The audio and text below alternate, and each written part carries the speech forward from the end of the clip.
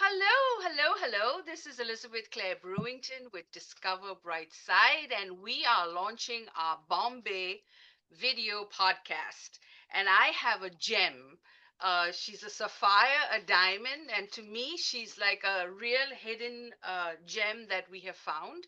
Her name is RAELL PADAMSEE, and many of you may not know the PADAMSEE name, but it's very famous in Bombay for their English speaking plays, and she is the MD and CEO of ACE Productions. She's the managing trustee of the Create Foundation, an advisory member of the Aspire for Her, and a managing editor member of Women Build India Habitat for Humanity. She is the daughter of an advertising legend, Alec Padamsee, who I have been a very big fan for a long time, and he is also very famous for his theater, and he's a film. And her mother is also a theater and film veteran, Pearl Padamsee, and she you might know because of the movies she's made. And you might also know her brother Ranjit, who's been in some Hollywood movies that you might have seen. So she started at 15, directed her first play at 16, and she featured in Woody Allen's Point Drink the Water at the age of 17, founded a grooming academy at 18, and produced a play for Ronnie Screwwala for his production at 19. By 22, she started her own production company, and now, over 30 years, with more than I think 100 productions, she brought a production to Raleigh, Broken Images, and I was like, wow, this woman is someone I have to interview. So, welcome, Rael, to my studio. And it is such an honor and privilege to know someone like you and all the great charitable work that you're doing. So, I'm really looking forward to this interview. So, you started your career at 15. So, tell us a little bit about this whole, you know, uh, journey that you've been on. Crazy roller coaster, dramatic roller coaster ride. Hi, Elizabeth. It's so lovely to see you. Thank you so much for having me on your podcast. I'm really happy, honored, and delighted to be here. It's always my privilege, and I feel very special when I get to talk about theatre and, of course, my foundation, which is the most important thing to me. So yeah, actually, I started at 15. Acting was a big thing. My mother was a drama teacher in about five schools, so she taught a gazillion children. And one of the schools happened to be the one that I was in. I performed. It was great. The next year, I went back to direct their plays. So that was very interesting and exciting for me. And then slowly, this is how we got going. I started working actually at the age of 16. My father said, there's no way that you're going to sit around and do nothing. So the minute your college timings are over, you have to go and go to a job, which was lovely actually because it was in a very creative space. It was Western outdoor. It was to do with audio visuals at that time, video, it had just come into the country. Very exciting. And, for a 16-year-old, that was like, you would, Yeah. with tech and things like that, it was lovely. Anyhow, so we did it all, and we then started our own production company, like I said, which was theater driven at the age of 22. And we've been going strong. Actually, it's our 41st year right now. So we're quite happy. We're quite proud of the fact that we managed to sustain. A lot of people do a lot of things, and I really admire them for it. But it's very tough to actually sustain over the years. And a lot of our plays, luckily enough, have been very long running. So, like, for example, Broken Images, it's been now almost 20 years. Wow. Yeah. So, those kind of things. So, it's a lot. And there's a lot that we've done. Like I said, there are over 100 plays. Apart from that, we do a lot of other theatre because we have an academy. We have an academy for children that's called the Academy for Creative Expression. And we teach about 15,000 children in a year through Bombay. And we teach them speech and drama and all the things that go with it, the personality development, the teamwork, the confidence, communication skills, etc. So it's an extremely exciting space to be in. And there we produce about 400 plays every Wow. year.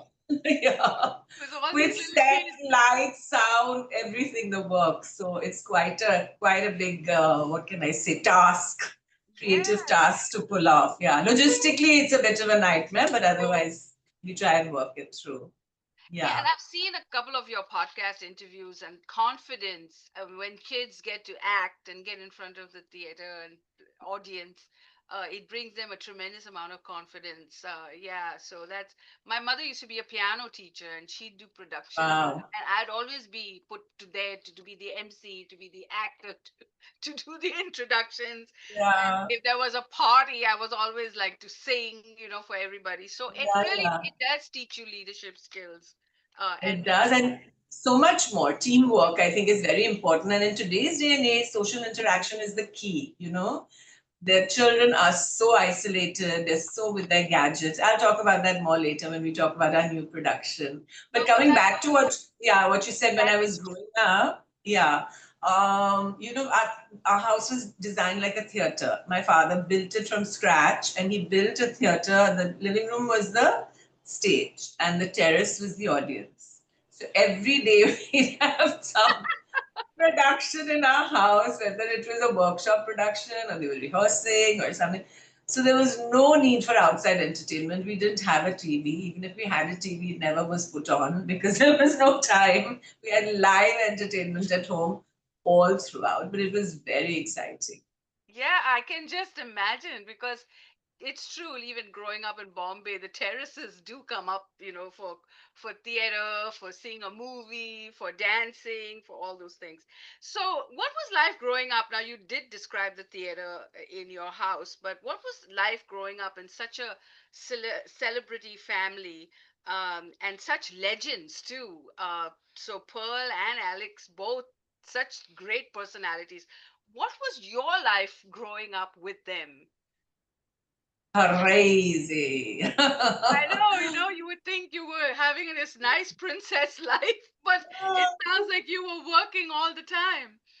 Yeah, no, no, it was crazy. Only because, I mean, there was just a lot happening, constantly. And touch wood, I think both my parents and Ranjit were extremely, what can I say, popular in whatever they did. They were, they did well in whatever they set out to do. So they were, we were it was crazy. You could not walk down the street. If we said, okay, we're going from this point A to point B to the store to pick up some stuff, we'd be stopped about 6 times en route, like a 30-second walk. You know what I'm saying? So Yeah, they'd stop, oh my God, I saw you in this, I saw you in that, though obviously there were no cell phones at that time, so there were no yeah. pictures, etc. But so much excitement. Whenever we went out to dinner, we would never have a meal quietly. There would be so many people coming, to Oh, meet them and all. It was a lovely feeling for them also, I'm sure. But, that was my reality. Why I'm telling you, because you asked me, that's really was my reality. I mean, that was, I was living in a fishbowl and it had nothing to do with me. You understand? and I you wasn't the one who yet was popular. you were the glue. You held them together. So yeah, yeah. So while I was Yeah. reading up about you, I said you were really the treasure in the whole, gamut. So yes. So what was life like for you? I mean, did you have a life? Did you read books? Did you Oh, have yeah, yeah. friends? What was Oh, life yeah, like? yeah. Yeah. Lots of friends, lots of interesting, outings. We used to have a little home in Alibag, which is across the water, which was our hideaway. We used to escape there, Yes. escape Bombay, and we still do. It's Yeah. very lovely, and it's by the water, so it's really, very calming and peaceful. Yeah, so those were the things. Obviously, my father was very, very, what can I say? He was extremely interested in everything. So, and he ensured that I get an all round experience of everything. So, we were off to the ballet, we were off to Kavali nights, we were off to, the Jahangir Art Gallery to see all the lovely art exhibition and sculpture, things like that. He made a film on the trees, Friends of the Trees. So we traveled the whole of Maharashtra looking for interesting trees. And till today, my eye goes up to the trees to see, which ones are really the ones that could Yeah. definitely be in the movie. So yeah, so it was very varied, very kind of experiential, which is very important, I feel. And I try to encourage my children, as in not my own, but of course they are all my children, all 15,000 of them, to be exposed to different kinds of stimuli, because I think that's really what keeps you going, what keeps everything. What can I say? Exciting and creative in that sense. And it helps you grow to such an extent that you, in turn, want to help others to grow. That's the most important. Yeah, I hear you. I hear you. So let's move a little bit to Ace Productions, and so you have brought to the audience everything from psychological drama with broken images, and bringing Shabana Azmi. So what brought about that? And you enjoy a friendship with her too. So tell us a little bit about that Right. experience. How did you cast her, and how did you discover Right. Gone? So Shabana and I have been talking for a long time, and I said, we must do something in English because she's normally in Hindi cinema. And we were looking for a script, this, that, couldn't see. So we saw Broken Images produced as a play. It's by, of course, Padma Bhushan. Girish Karnad has written it. Um, and we saw the Hindi version, Dad and myself. And we went to see it. And I turned to Dad and I said, this is it. This is the play. We have to figure out the English translation and talk to Girish and see whether we can do it, etc., etc. So we first, of course, spoke to Shabana and said, "Look, this is the thing. Would you be interested?" She said, "Sure, let's get the script." So we spoke to Girish. He said, "Of course," because Daddy and he had done a lot of work together earlier. So that was kind of the turning point. And then, of course, to set up rehearsals because she was shooting all the time. And but we worked it out in a way. So Dad and she spent a lot of quality time together and, worked on the play, etc., etc. And they had a blast doing it. Of course, they had lots of ins and outs and no, I don't like this and like that. But they kind of met on some middle ground. And yeah, we opened it in 2009. 2009, yeah. So maybe yeah, sorry, it was 16 years, 16 years, yeah. So, and then in 2010, we took it straight to America Yeah. for 16 shows. We did 16 shows back to back in 21 days. I don't Wow. know how Shabana did it. I don't know how the team did it. All I know is I didn't travel. I was in Bombay figuring out everything logistically, directing it from here, the whole tour. But it was really quite a feat, and they had such a blast because they had so many, many, many issues. Because it's a very fast turnover. Like you perform, then you go to sleep. The next morning, you're in another city. You're starting again. So it was very. But what can I say? It was very, very, very successful because in certain cities it sold out, so we had to have a second show on the same day, which again is very tiring and very exhausting for both Shabana and the team, etc., etc. But it was so gung ho and it was so adrenaline filled, and the fact that it was really very very well received that they just went ahead and did it. Yeah, until date we've had about almost 200 shows now of the play Yeah. across the world, across I, the world. So we've been I to many know. places. And she, what Yeah, energy for her age to be on a plane that's and true. get off a plane and perform. And I mean, And this, it's tremendous. right, Yeah. right. Um, And this time round, so we did 6 shows in 10 days. Okay. But it was a crazy tour because we were on the East Coast and we went to the West Coast and we went back to the East Coast. So there's a lot of this country traveling, which was quite exhausting. And you won't believe it, but in San Francisco, I get this call and this X-ray, and she says, "Oh my God, I've hurt my foot, this, that, and the other." I said, "Listen, please go and show it to somebody." No, no, no, I'm fine, I'm fine. They went on with the show, blah, blah, blah. The next day, 6 o'clock in the morning, my time, I get this WhatsApp with X-rays and all kinds of things. I have a fracture in my foot. Yeah, luckily it was a hairline fracture, but still a fracture is a fracture, it's It's intensely painful, yeah. painful. So anyhow, she got into that boot, the walking boot, etc., etc. And then she had to travel back to the East Coast to perform another 3 shows this side. So yeah, those were all the dramatic bits that happened during Yeah. the tour. Yeah, yeah. But amazing. And y'all pulled it off and probably coming back again to the US. Will you come back with Yes. broken images or something else? Yes, so we're coming back with broken images for sure. We're going to do a couple of cities that we haven't done before. So definitely on the West Coast, we'll do, LA, etc. This time around, we didn't get to do that. Maybe a couple of cities in Canada and, of course, Miami and places like that. But I have to say that we also had, actually, we've come 3 times to the US with broken images. The third time was we performed at, this was very prestigious. We performed at the Kennedy Center in DC, Yeah, that is and it was really prestigious. So I was, what can I say? I was coordinating with them, and I said, "Look, this, that, and the other." And 1 month into before the show, they call me up and they say, "Listen, we're full." So I said, well, that should be a good thing. I said, I have to tell you that normally this is the case. We do get full and we do put in an extra show, etc. And they said, yeah, I wish we could, but because it's such a big festival and we can't really, adjust all the other, what is it called, publicity, etc., etc. I said, well, you have to decide what you want to do. But so that was what can I say, the appeal of the show, that it really, really touched wood has worked a lot with the audience. And it's not a ha-ha comedy for sure. It's no, a no, it's serious very play. serious. It's Yeah. a serious play, yeah. And it's a 1 hour play and it has just one actor in it.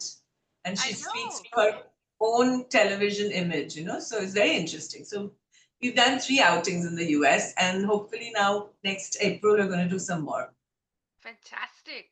And I'd love to see it and see more plays coming to Yeah, the. yeah, you must, you Now, do you must. ever And, think you'd be on Broadway? I know this is a big question. Because I mean, Bombay is so full of dreams and musicals, and and I know yeah. that if it was on Broadway, it would be a huge success.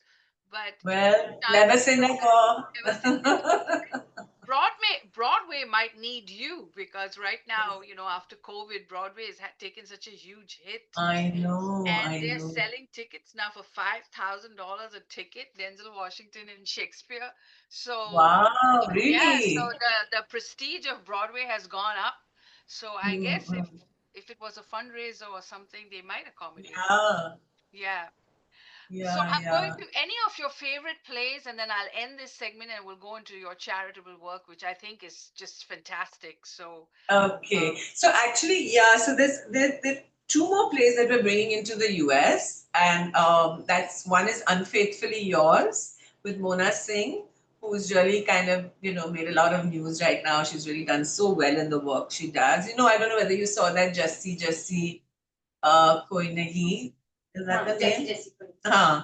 Um, Long ago. But right now she's doing a lot of stuff. And there's Rohit Roy, who's also worked a lot on television and film. So they're in a two-hander. We're bringing that in April.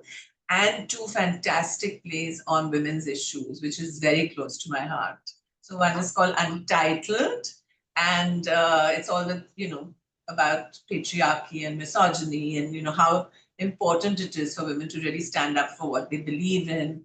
Very, very interesting concept.